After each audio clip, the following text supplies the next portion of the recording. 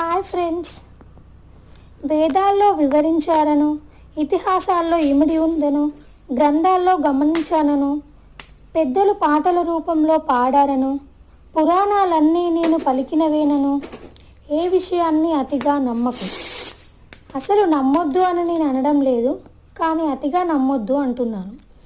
ఆ రాసిన వారు ఇప్పుడు లేరు, ఆ కాలం కూడా ఇది కాదు. జీవితంలో మార్పులు చేర్పులు ఉంటున్నాయి. బ్రతకాలంటే మారక తప్పదు.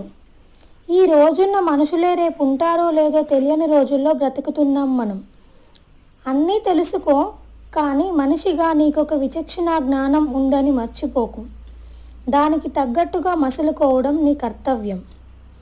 నీ ఇంగిత జ్ఞానాన్ని వదిలి కేవలం పెద్దలను, వేద ఇతిహాసాలను, పురాణాలను, గ్రంథాలను మాత్రమే నమ్ముతాను అంటే కనుక పొద్దున్నే వెళ్ళి 4 నదీ స్నానం ఆచరించి సూర్య నమస్కారాలు చేసి పండితులు, పెద్దలు, ఋషులు చేసినట్లుగా ధ్యానం చేస్తూ ఒక చెట్టు కిందే ఉంటూ ఆ గాలిని పీల్చుకుంటూ బ్రతుకు. మనుషుల్లోకి రాకు. వెనుకటి కాలంలో అలా ఉండి బ్రతికిన వారే కదా మన ఋషులు, పండితులంతా.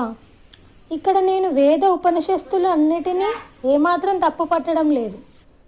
కేవలం విచక్షణ జ్ఞానాన్ని విడిచిన మనుషుల ఊసరవెల్లి నాటకాలను మాత్రమే దెప్పి పొడుస్తున్నాను. Thank you friends. Thank you for watching.